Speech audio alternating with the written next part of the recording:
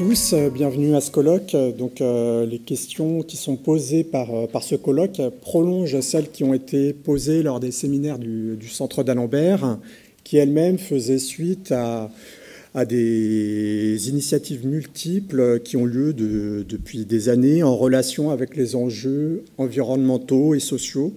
Et lors des séminaires qui se sont déroulés cette année, il a été question du sens de certaines de nos recherches face à l'urgence climatique, des transformations des thèmes et des méthodes du monde académique sous l'effet des problématiques environnementales.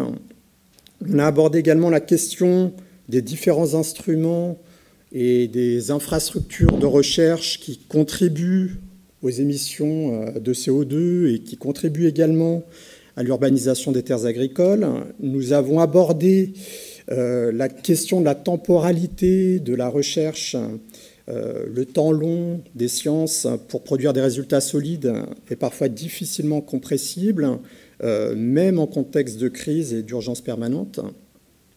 Et puis, lors du dernier des séminaires, les transformations des stratégies de communication autour du développement soutenable, à la fois stratégie de communication des chercheurs et des institutions de recherche, a été abordée. Donc pour ce colloque, certaines de ces questions restent posées. Le contexte actuel va-t-il nous conduire à faire de la recherche autrement? Faut-il changer nos manières de faire de la recherche et nos thèmes de recherche pour mieux répondre à certains enjeux comme ceux affichés dans le développement soutenable? Donc dans cette introduction, pour ce colloque, je vais évoquer 4 points qui serviront à présenter le programme. Le premier point porte sur le type même de recherche effectuée.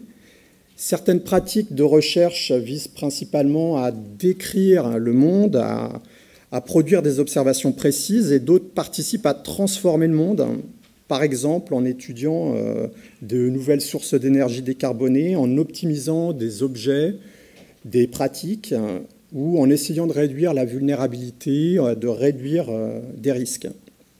La transformation du monde par les sciences peut être un objectif lointain, général, comme améliorer le monde, viser le progrès, ou un objectif moins général mais très concret.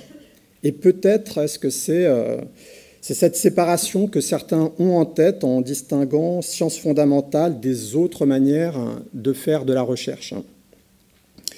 Les recherches qui visent à transformer le monde avec des objectifs affichés plus ou moins lointains, avec des promesses d'utilité plus ou moins grandes, est très présente et depuis longtemps dans l'écosystème de la recherche, et elle n'est pas loin d'être désormais une norme dans de nombreux secteurs disciplinaires. C'est d'ailleurs le cadrage de beaucoup d'appels d'offres pour des demandes de financement. Pourtant, il y a certaines recherches qui sont uniquement descriptives, qui n'avaient pas d'objectif particulier, qui trouvent aujourd'hui des applications. Et au contraire, il y a des recherches qui sont menées dans un but appliqué, précis, et qui ne seront peut-être jamais appliquées pour faire ce pour quoi elles ont été développées.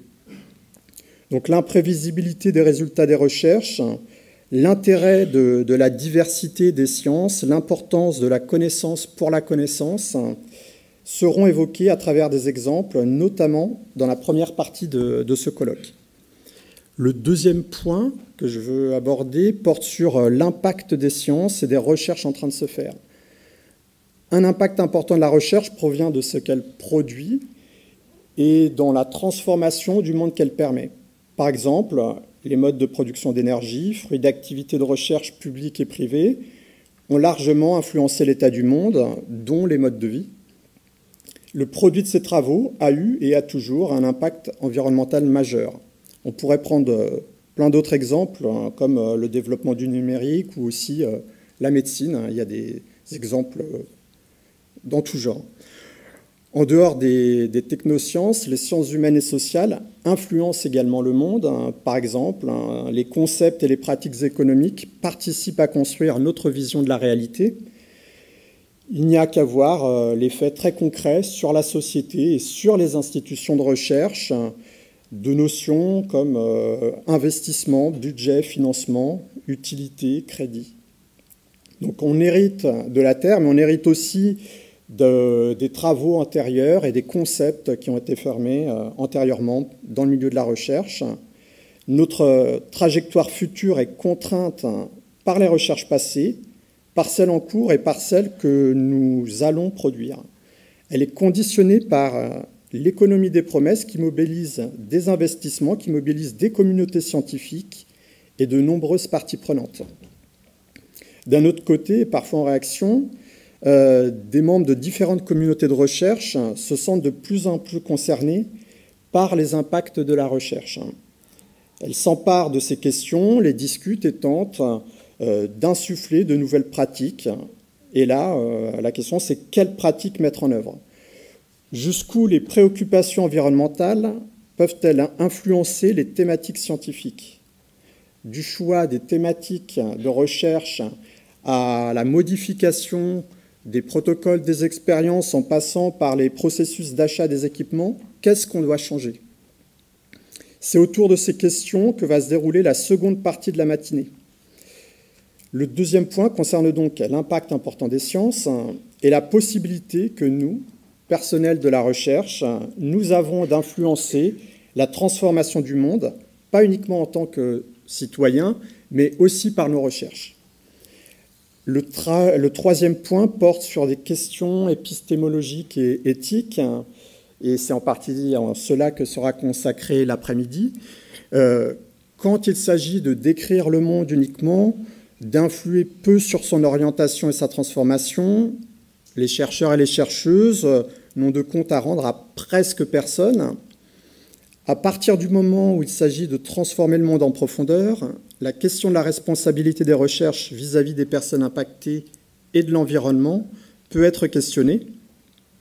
Le projet de transformation du monde à plus ou moins longue échéance dans une plus ou moins grande ampleur n'est pas réservé aux projets politiques proprement dit, mais est mis en œuvre dans beaucoup d'activités de recherche.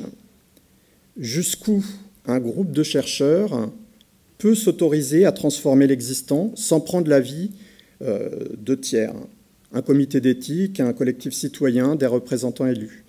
Est-il légitime que la recherche transforme le monde sans l'aval de la population? Question presque identique, mais avec un angle d'attaque différent. Faut-il accroître la place du politique dans le pilotage de la recherche ou dans l'autorisation à chercher? Ces questions peuvent s'appliquer à plein de recherches, à la géo-ingénierie, aux essais cliniques, comme dans de nombreuses autres recherches.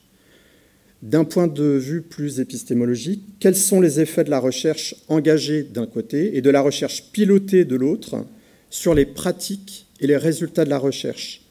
Quelle efficacité, quel biais?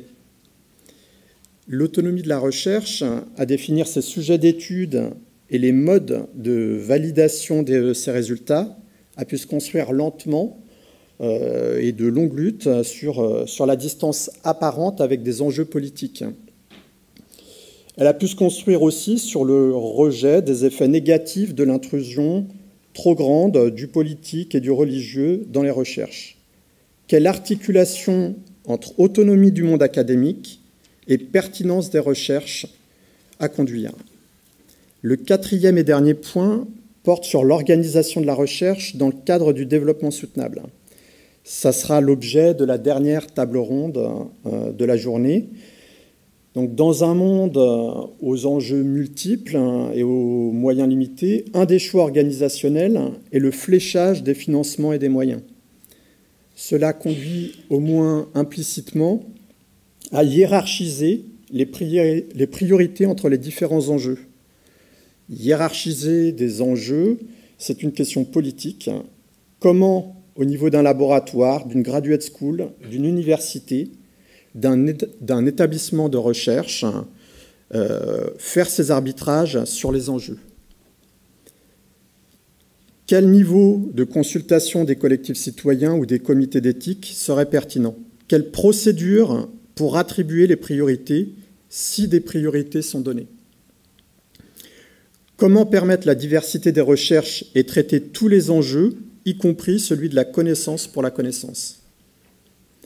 Autre point, Le cadrage du débat autour des sciences fondamentales ne doit pas laisser penser que la recherche publique est la seule responsable des impacts parfois négatifs produits par certains développements des travaux de recherche. L'écosystème de la recherche imbrique le public et le privé, y compris sur le plateau de Saclay.